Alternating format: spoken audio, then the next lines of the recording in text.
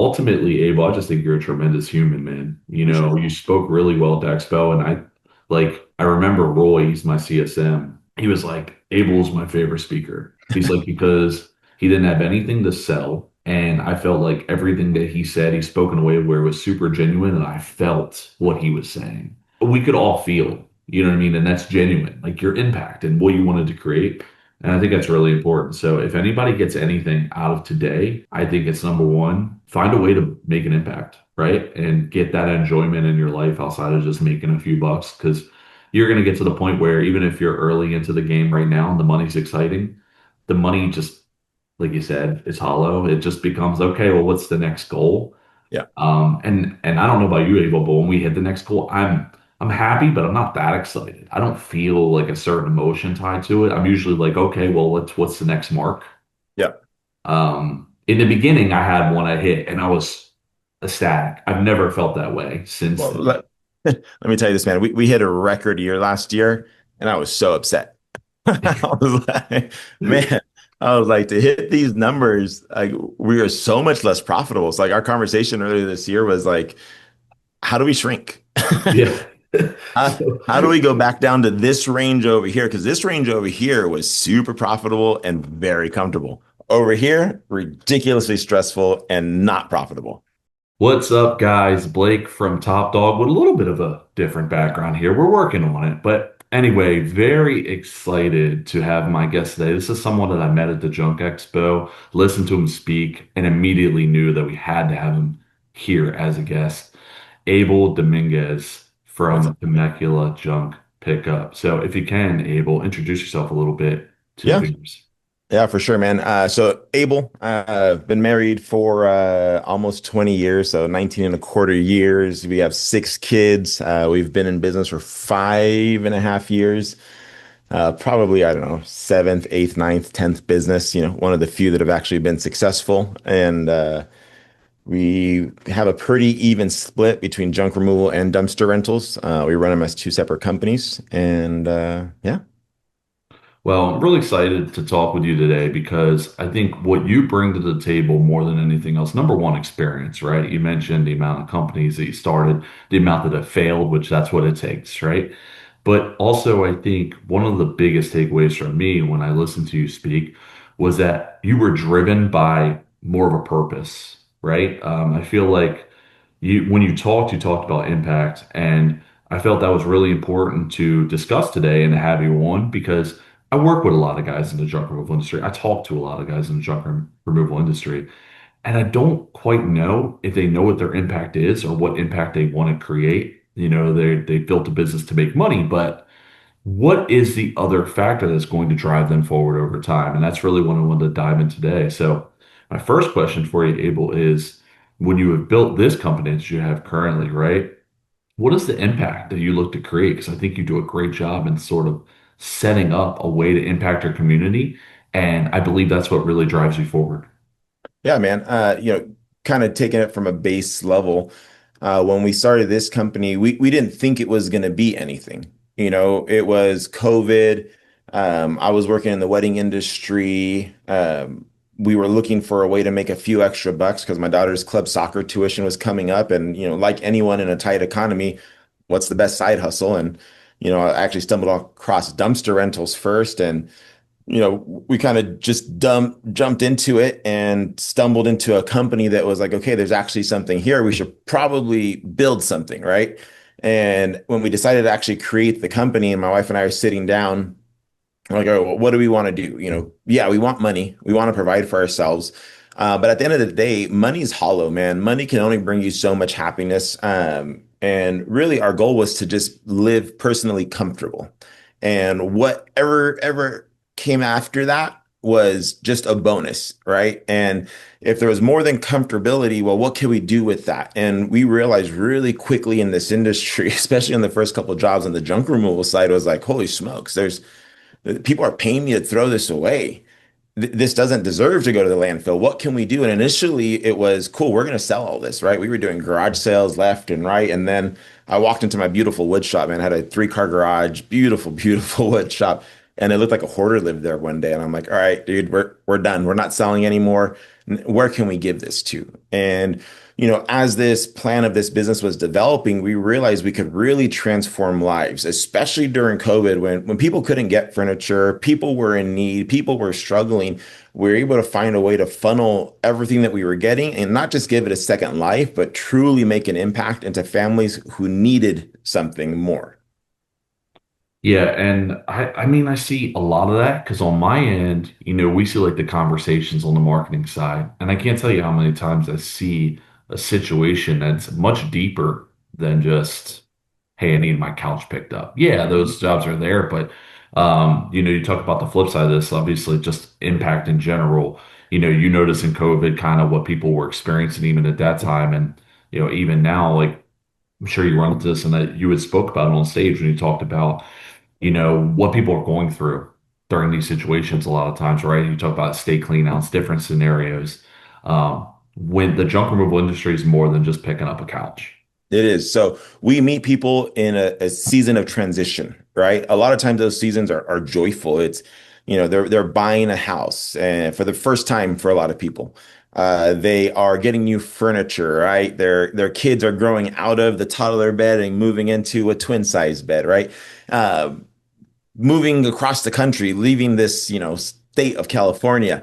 And these transitions are really joyful and people are really excited, especially about leaving California, man. But a lot of times we meet people in that transition is sad. It's depressing. It's, moments of loss. It's moments of loss of income and having to downsize and not sure what they're going to do. They're sitting here with a house full of stuff and they don't even have enough money to put the deposit on the house that they're about to move into, right? And they're stuck and we're able to meet them in this place. And every job we go into, man, we go into it with an open heart and an open mind. Because at the end of the day, like I said, money's hollow. It only goes so far. We give our guys the flexibility to have, to use discernment, really, man, in a situation. And, we're not just looking at the amount of money we can make on the job. We're looking at the amount of lives we can impact with the stuff that we're removing. And we're looking at that customer as an actual human being. We want to use discernment in situations where we can try to help these people out as much as we can. My guys have, I've never said this publicly, I don't think, but my guys have the freedom to not charge a customer if they feel like there's a situation that's deeper, that we were called to be at that place and meet them for a certain reason. And if that certain reason is just to help them empty out their house, and bless them with free work, then that's what it is, right? They don't have to call and pitch me and sell me anything. They have the freedom to do that. Because for me, money is hollow and I live a comfortable life. My kids live a great life. Do I want to, be this massive multimillionaire off trash? Sure, why not? But I'd rather give, man. I feel more joy from giving, and that fills up my cup. And like I said, my family, we're blessed, man. We have a beautiful house. We have six beautiful kids. We have two annoying dogs, and everyone has the sports activities that they get to do. And if I get more one day, cool. But if I could change someone's life today, that means more to me than anything else. Yeah, I think me and you are very similar in that regard. I approach it as, and even right now, we've been super fortunate, great relationships have put us in a place that we've never been before. And I'm like, hey, guys, this is great, but we're going to cap our clientele because if we sit here and we're like, oh, we want to work with 300 people, I know that the amount of I guess the quality would dip, and I don't want that. It's not worth the extra amount of money. So I think in your regard, when you flip it into junk removal, you're looking at it as in almost the same way. Look, if I can impact someone, like that's going to be more important than making more money and being rich. Yes, we're all driven by money. We have bills to pay, Yeah, and I don't want to sit here and act like I'm not trying to make any money here. That's not right. what we're saying. But what we are saying is that if you have the chance to make an impact, if you have a chance to change someone's life, that's going to feel a lot better than making a couple of bucks, I promise you. Dude, all day long. I mean, there's people, even some of our employees, they see us doing these things or they see us paying them to work for the day to go donate our time to a nonprofit that's cleaning out a senior's home. They're like, man, like I love working here. I love what we do because it's more than just going to work, right? The first time that you can share with someone that experience of impacting somebody's life, it's priceless, man. You're planting a seed in an employee, someone that you're working with, a community partner, that most people, especially nowadays, don't get to do, right? Because everyone, for the most part, is very stingy, man. Everyone's in it for themselves, which is fine, whatever that will get you so far. But when you can plant those seeds, it's really special. Yeah, and honestly, that kind of takes me to an area that I didn't think I was going to go on here, but it leaned, and this is why we do it this way. Culture, right? I feel like because of what you've built, I would be willing to guess without ever asking you before this that you have great retention with your employees because of the culture you've built. We have seasons, man. Yeah. It's just like any business. I'm not perfect as a boss by any stretch of the imagination. I can look back at the years and tell you the years that we had great cultures, and I can tell you the years that we didn't, or the time frames that we didn't. And a lot of it comes back to me as the boss and how I keep people accountable. I've allowed myself to fall in the trap that most small business owners fall into, and it's, I want to treat everyone like family. I want to treat everyone like friends, and you know, friends don't hold people accountable really, right? Family doesn't, write somebody up. And unfortunately, you have seasons with employees that they take advantage of that, and that creates a bad culture. And we've gone through it a lot over the last, I would say, 12 months where we've had to clear house a couple times. The cool thing is, though, regardless of when we've cleared house, been able to keep a relationship with those employees. And even I talked to one yesterday, man, for an hour and a half. And just talking about the good times and the things he learned and the things that he's doing now in his own company because of what he did with us. And the little seeds that he saw us plant are little things that he's doing now too, which is really cool to see. Yeah, definitely. Because, I think whether they're retained or not, it again goes back to impact. Hmm. Right? If you were able to kind of ingrain certain things into them from being a part of your company, like that is something that I think is probably just as important to you as retaining them, right? All day Um, long. so you're not only making an impact on your customers, but you're also making an impact on the employees and the people that come in that work with you. Yeah. And And that's a big thing. Go ahead, Abel. Sorry, I didn't yeah. mean to cut Oh, you you're off. good, man. We've always said, apologize. We've always said that, we're a career for some, not for most, right? We know that we are a stepping stone in somebody's career path, right? The majority of people that come and work for us won't be with us forever, but a handful will. And we've always wanted to make sure that in every interview, every person that we've hired, you may be here forever. You most likely won't be. But while you're here, we want to make every chance we can. Sorry, dumpster broker keeps calling. That's okay. He's at my personal line. It's Uh, junk removal. It happens. We all get it it. is, bro. Yeah. We want to make sure that we are making a positive impact in you so that wherever you start, you leave drastically different. And it could be something as simple, man, as so all of our employees, everyone has a 401k here at our company, and we max it out to the max we're legally allowed to max it out to. And we tell everyone we do this and we want you to start investing in yourself and your future now, because most companies, especially as an 18-year-old, aren't going to tell you to. And we want you to know that you working at a trash company, that you're valuable enough to have a 401k. You're valuable enough for a company to invest their own personal money into making sure that your retirement is set up now. And we have guys that whenever they leave, they're like, how's it going to interview with this company? But they don't even offer me a 401k, right? We're trying to help them raise the standards for themselves so that they have a better future. I love that. I love that, especially for, because understanding junk removal as a whole and, the kind of people that'll come in as employee, right? You said younger, right? Like they're fresh out of high school, maybe fresh out of college. I don't think, well, not, I'm going to say, I was about to say, I don't think, I know they're not taught those things, right? So I mean, I'm literally writing a book about entrepreneurship and the things that I've learned, like that wasn't taught in schools, at least not my schools, right? Yeah. So I love that because I think those kids, they're trained to just, okay, you go get a job and you make some money, but they're not taught to like actually plan and do things that sets them up for success. Honestly, sometimes a lot of times it's in reverse. They fall into debt from school and college and now they're going to be paying something off for the next 30 years, but they haven't planned anything financially for their future. So I love that. I think that's a Yeah. great, and I hope someone takes that from today and I utilizes hope so, that. man. These guys, whether they're with you for 6 months or 6 years, they're investing in you. Why wouldn't you want to invest in them? Yeah, absolutely. Yeah. So I could probably talk to you for hours about this stuff. But for the sake of everyone else, I'll jump to the event that you recently held that Yeah. I So I work with one of the guys that was at the event. I won't name drop. I'm sure he don't care. But I saw the event from his perspective. I also talked to Kevin, who was at the event as well. He was on our channel. And I posted that about a week ago. And I love that kind of stuff. So I'm going to start off right there. I think those kind of events, and I know it's more of a local thing for you guys, right, Abel? No? No, Anybody? no. Okay, cool. Yeah. So Yeah. I guess go into it. Go into it. Take it away Cool. from me here. So I'll start from the grassroots of how this group even came to be, right? We all I'll start actually a step further behind. So years ago, very fresh into the industry, I want to say maybe my first or second year into business, we grew very rapidly, and most of my friends, especially locally, they were all doing less than us in sales, right? 50,000 a year, 200,000, 300,000.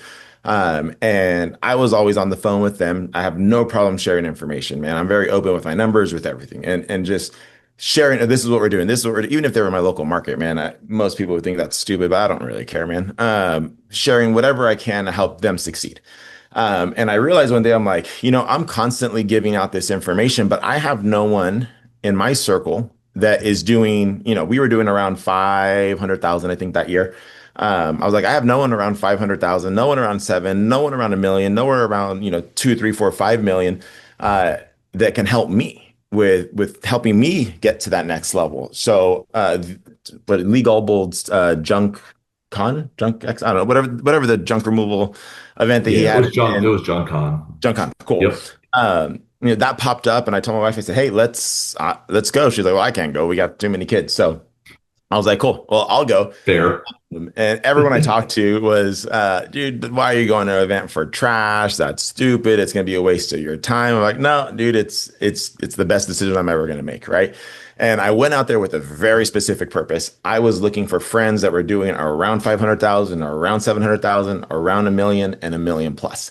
And I was looking for these people because I wanted to learn on a different level. I knew that if I could build a friendship with these people, that I could find people with a similar mindset, that they would want to help me grow into these next levels. And more importantly, they would be there to help me navigate the challenges of business, right? As they were coming. And so it worked out beautifully, man, because I went out there specifically looking for it. And I just happened to run into people that we would hit it off. And as the conversation and the friendships grew over the weekend, I end the weekend and I realized, I'm like, man, I found all the people that I needed in the right sales categories. And I didn't even specifically go out hunting for them. We just naturally gravitated towards each other. And those friends that I met at that event have transferred over to this day, right? One of those friends said, "Hey, I'm going to this mastermind in Florida." We all went to this mastermind in Florida, right? It was led by Justin Waltz, probably one of the best masterminds I've ever been to. Extremely numbers based and analytically based into where our businesses were, how we were to grow. He eventually went off to work as the president of Junk Lugger, so conflict of interest. He could no longer put that event on. So following year, we were all talking like, well, we should all get together again and just do our own. And a bunch of guys, no one's going to be like, all right, I'll lead the charge. I'll organize it. And so I come from a background of being in the event industry. So I was like, you know what? It's fine. I'll throw it together. Make something happen. So we put it together. We rented one big Airbnb in San Diego, which that was the biggest difference of the event compared to that we went to in Florida. Over there we stayed in hotels. And what I remember from the Junk Expo or Junk Con is the best conversations, the best knowledge, the life-changing nuggets that I received did not come from listening to someone in a breakout room or coming from the stage. It came sitting around a lobby at 1 a.m. with these conversations with these other business owners, right? And so I'm like, you know what? If we're going to do this, if I'm going to organize this, we're all staying in the same house. No one gets to leave. Well, I mean, you can leave if you want, but no one gets to leave because I want these fireside conversations. So we got a big Airbnb. I think that first one we had 19 or 20 guys come out. Farthest was Hawaii and Virginia and Florida. The one I just put on farthest was Canada. And, everyone comes out and I organize it to where we were teaching ourselves. And the first year I brought in two experts, two marketing experts, one guy on video, one guy on, creating copy. And so we spent one day learning from them and one day learning from each other. Best thing ever. The next year rolls around and everyone's like, cool. You're going to plan it again? I'm like, yeah, sure. Why not? I really didn't want to, man, because I things have just been going crazy here. I was like, all right, I'll throw it together. And this year, I went a little bit more strategic, and I got a better looking house with a pool and a spa and more of an outside area. The other one, we were more in a downtown area, so we didn't have too much outside space. And it honestly, I was originally calling them junk masterminds, man. They're more of a retreat where we're coming out. This year, we brought in a handful of different experts, like Kevin Hess being one of them. Mind blowing, right? We brought in real estate experts, just Jacob Espinoza, who owned Top Junk, sold it. He came in, told us, why he sold, how he sold, what he had to do to prepare to sell, what that sale looked like, and what he's doing now, and how he was able to take his opportunities in junk removal to literally build his family's generational wealth in real estate, right? Brought in his wife to talk about VAs. We brought in brain fog, man. Anyways, brought in a whole bunch of great speakers, right? And then a few of us spoke too, and we're sharing the things that have been life changing in our business. But the fireside conversations, the conversations around the pool table, around the air hockey table, around smoking cigars and sharing some old fashions, priceless. Yep. Yep.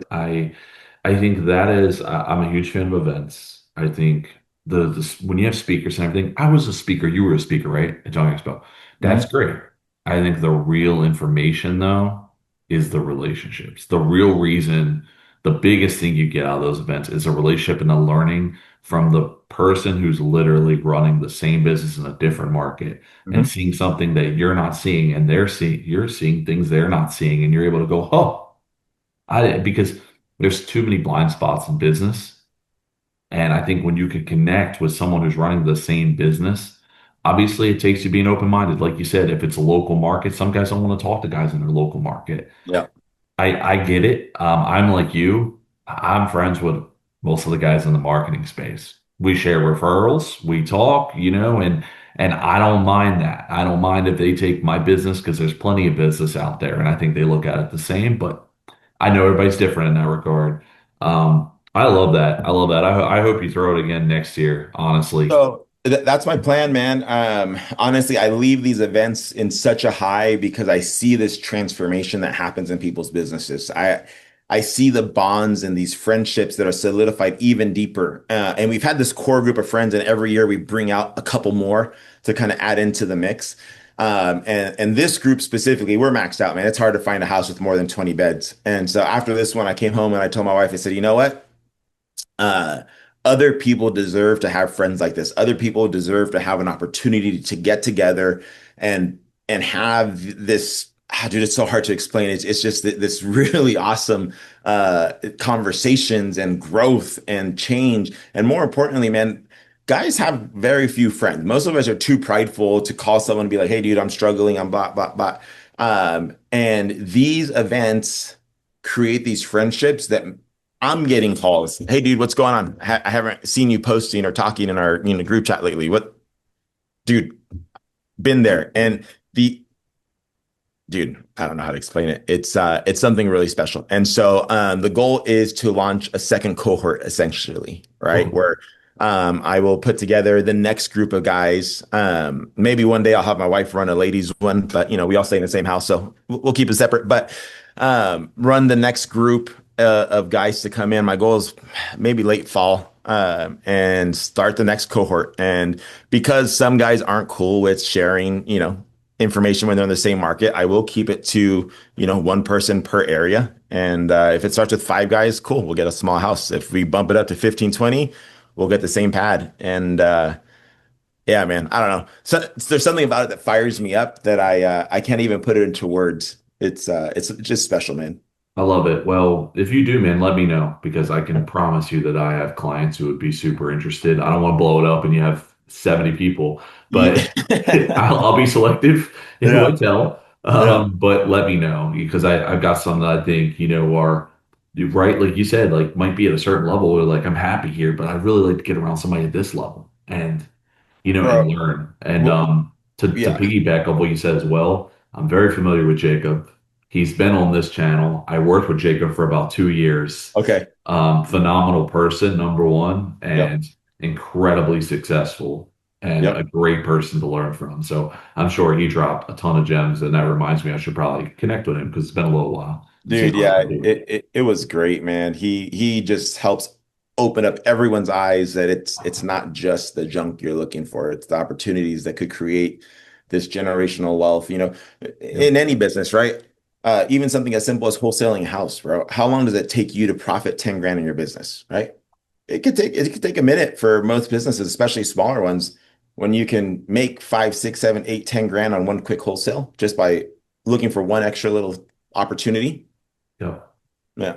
Yeah, it's crazy the amount of stuff. I originally looked into like wholesaling and real estate stuff before I got into marketing. So when that came full circle with Jacob, when he was like, "This is what I'm doing," I was like, "Yeah, I know a little bit about this, not as much as you. I'd love to have you on because I already Yeah. knew kind of what that was building into."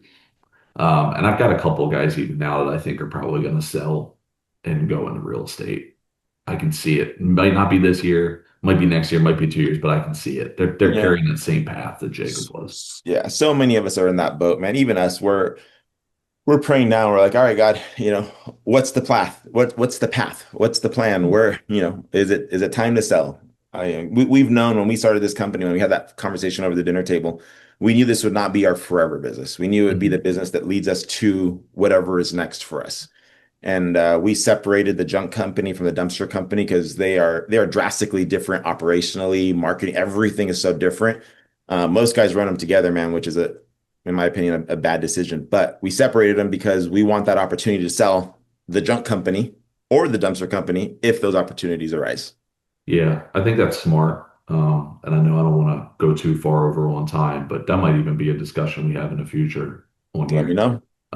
Because I've got a lot of guys that are dipped in both. And you are spot on. I can tell you as the marketing guy, yeah, very different, structured very differently. They're, yes, you can connect them in a way where, hey, somebody doesn't want to pay for a certain rate for you to do it. You have the dumpster, but I agree with you. I think that might be a conversation we have to have. But ultimately, Abel, I just think you're a tremendous human, man. Appreciate it. You spoke really well to Expo, and like, I remember Roy, he's my CSM.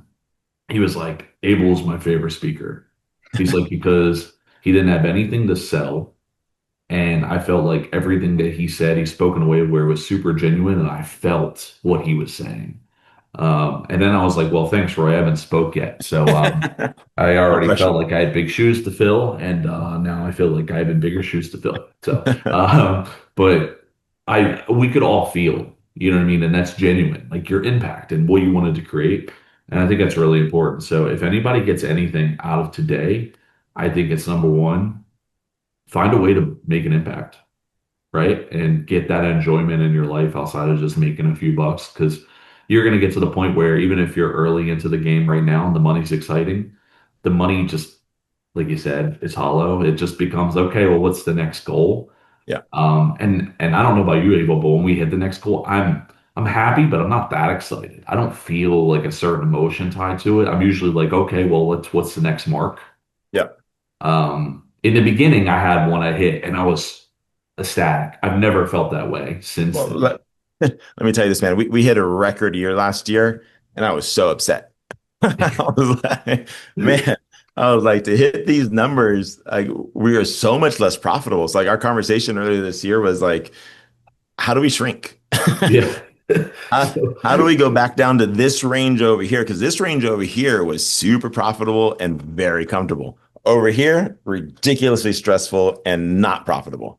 yeah. Yeah. And I said it all the time with guys, and I know we're leaning into a different conversation there, but I'm always like, you don't have to build $1 million junk removal company. If you don't want that level of stress, like I work with guys who are seven figures and above, it's not all roses and rainbows here. Now, granted, they're trying to sell, they have different plans, there's things that they want to accomplish, but like that ultimately what you want to do is up to you. If you want to be a guy that's doing, and we work with these guys, and I'm more than happy to, who are doing 20, 30, $40,000 a month, and you're there and you're like, hey, this is what I want with my one truck, maybe two trucks. Hey, there's nothing wrong with that. by any means, you know. And if you feel fulfilled and you feel like you've got everything you need, live right there, man. Like you're never gonna you're never gonna be able to not compare yourself to somebody's above you. So if that's what's driving you, you're never gonna win. Like you might surpass that one guy, but then you go find the next guy. It's always going to be that. So find what drives you. And I think the importance of having you on here is hopefully they can find something impact wise that drives them, giving back, right? I don't talk about this a ton, but our brand Top Dog, we give back to animal shelters. That's a big Cool. thing to me. Cool. Champ, he was my dog for 10 years. He's our logo. He was a shelter pup. So we give back to his shelter and a lot of local shelters here. We're not giving millions of dollars away. Unfortunately, we don't have that, but it's, I feel great when I give them something each month. And I think I just made a post recently about it. I think we're right around 10,000 hours that we've gave since he Wow. passed. Wow. And I'm proud of that. I'm like, how can we get to 100,000 in the That's next huge, couple of though. years, Yeah. right? So that feels good. Our people in our business, like my team, they know about that. They like that, right? Like, so what is something for you that drives you and you can make an impact? And I think you do a great job of that, Abel. Thanks, brother. I appreciate it. So I guess we'll wrap up with that.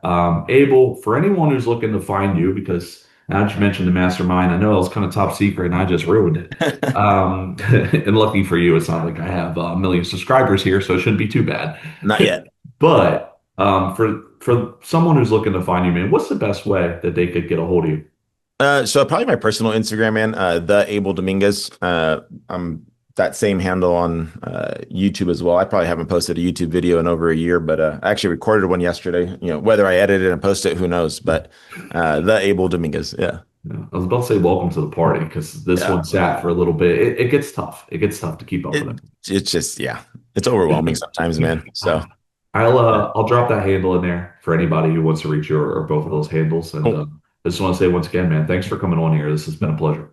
Yeah, man. Same here. Appreciate it. Enjoy the rest of your day. You too.